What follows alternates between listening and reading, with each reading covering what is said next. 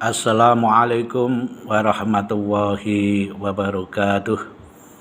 Saudara-saudara mahasiswa yang saya muliakan, yang saya banggakan, pada hari ini kita berdiskusi dengan tema perkembangan sosial dan moral serta proses pembelajarannya. Saudara-saudara mahasiswa, saya akan menjelaskan lebih awal tentang pengertian perkembangan sosial dan moral. Sesungguhnya perkembangan sosial adalah perkembangan yang berkaitan dengan sosial seseorang. Sosial artinya interaksi antara seseorang dengan orang lain, interaksi antara seseorang dengan masyarakat atau dalam kehidupan kelompok, kehidupan bermasyarakat, berbangsa dan bernegara.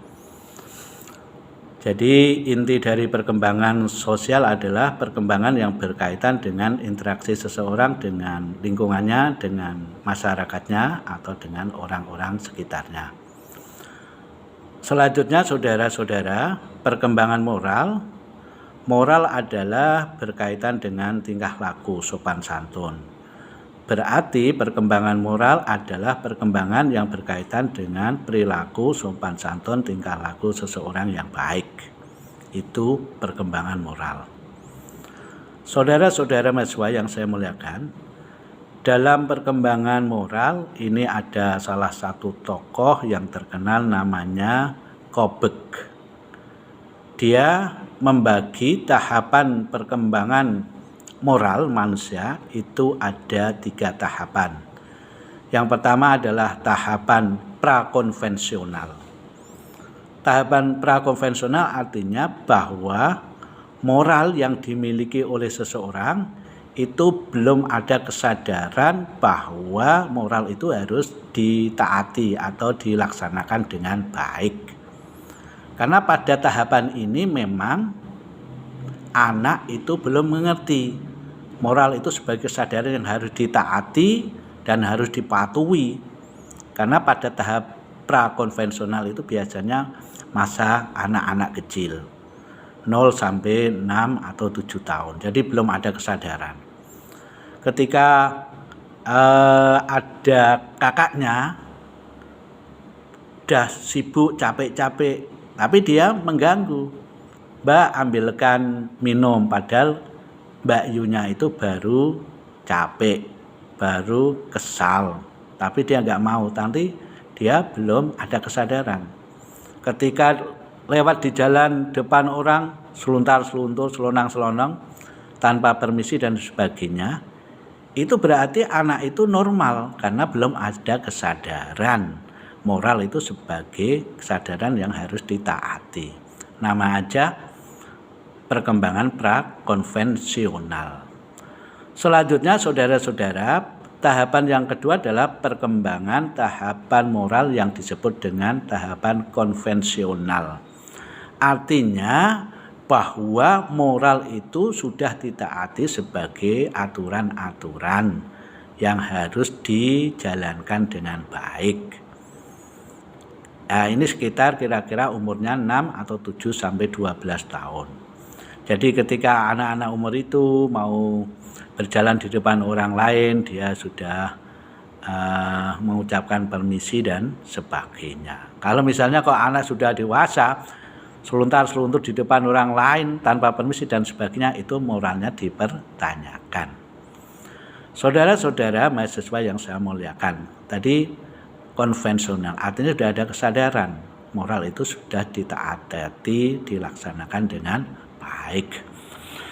Selanjutnya tahapan moral yang ketiga adalah tahapan pasca konvensional. Ini sekitar umur 12 tahun ke atas.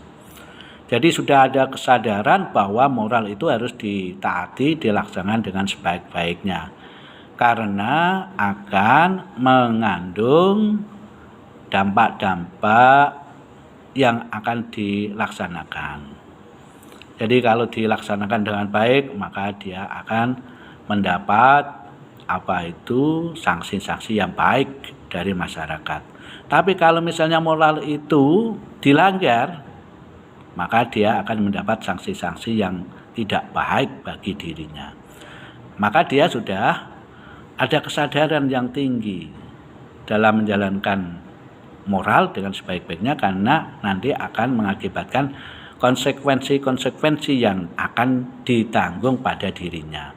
Jadi dia menjalankan dengan baik, konsekuensinya dia akan mendapat citra yang baik dalam dirinya.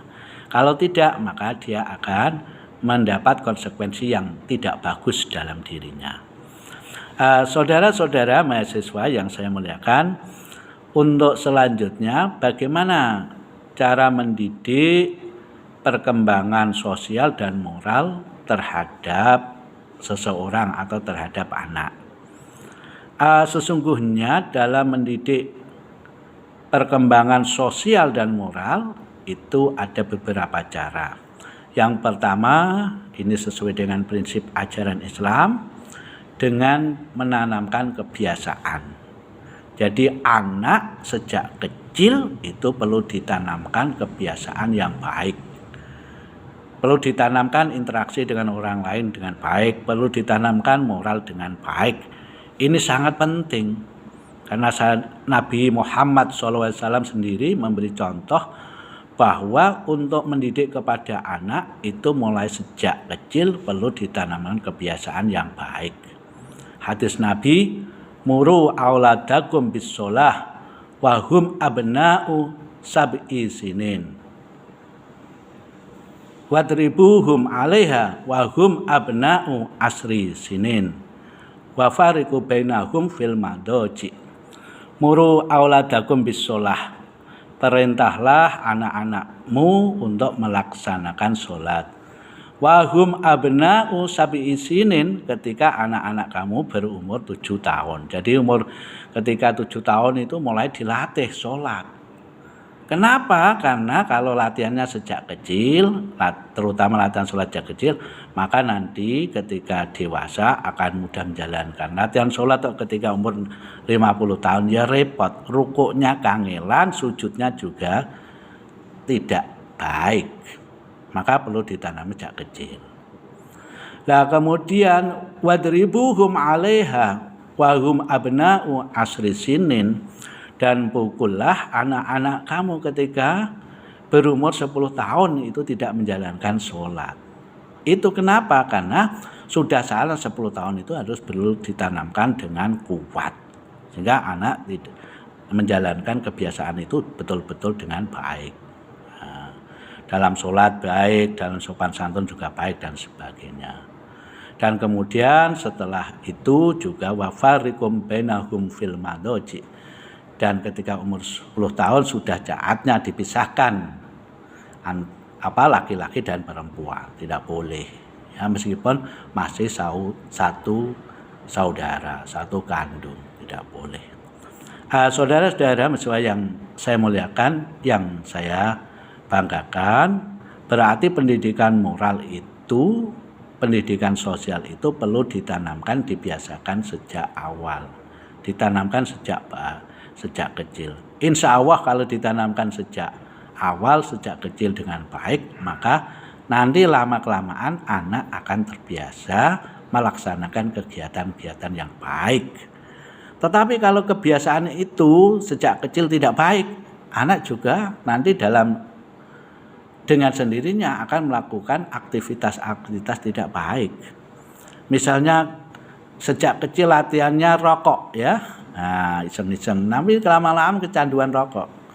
Sejak kecil latihannya itu bermain gaple, ya, bermain kartu. Nah, pertama tidak pakai uang, nanti 1 bulan pakai uang, ya, nanti akan sudah kecanduan lama-lama. Anak kecil sejak kecil latihan minum yang memabukkan. Pertama setengah gelas, lama-lama 1 gelas, lama malah sak botole ya, diuntal sisan, kan repot ya. Maka penanaman sejak kecil insya Allah ditanamkan yang baik. Setelah maghrib mengaji, setelah maghrib sholat maghrib, sholat berjamaah, terus mengaji, belajar, itu dilakukan rutin, maka anak akan terbiasa dengan baik. Itu pembiasaan. Saudara-saudara mahasiswa yang saya muliakan, Pembelajaran yang kedua yaitu dengan cara orang tua atau bapak ibu guru memberi contoh yang baik. Artinya orang tua itu memberi model contoh kepada anak yang baik. Cara bertutur kata yang baik, ya, cara bersopan santun yang baik, cara berpakaian yang baik, cara beraktivitas yang baik, itu dengan sendirinya nanti akan ditiru oleh anak-anak. Yang beri contoh yang baik itu bukan hanya orang tuanya saja, bukan hanya keluarganya saja, di sekolah juga harus memberi contoh yang baik. Terutama sekali di lingkungan masyarakat. Lingkungan masyarakat juga harus memberi contoh yang baik kepada anak-anak. Biasanya yang terjadi ketika di keluarganya sudah memberi contoh yang baik, di sekolah yang baik, tapi di lingkungan masyarakat itu tidak baik, anak juga akan meniru dalam kehidupan masyarakat yang baik. Maka ini tokoh-tokoh masyarakat harus berperan penting, ya. Maaf misalnya dengan kata-kata dari masyarakat, ya. Misalnya bajingan, anjing, itu anak dengan sendirinya direspon, nggak disadari suatu saat akan diungkapkan karena ada kata-kata yang tidak baik. Saudara-saudara mahasiswa, itu yang perlu kami sampaikan kaitannya dengan perkembangan sosial dan moral serta proses pembelajarannya. Kurang lebihnya mohon maaf. Akhirul kalam, kita akhiri dulu dengan bacaan Fatihah bi barakatil Fatihah. A'udzu billahi minasyaitonir rajim. Bismillahirrahmanirrahim. Alhamdulillahirabbil alamin. Arrahmanirrahim. Maliki yaumiddin. Iyyaka na'budu wa iyyaka nasta'in. Ihdinas siratal mustaqim. Siratal ladzina an'amta 'alaihim ghairil maghdubi 'alaihim waladdallin. Amin. Terima kasih, kurang lebihnya mohon maaf. Akhirul kalam, wallahul muwaffiq ila aqwamit thoriq. Wassalamualaikum warahmatullahi wabarakatuh.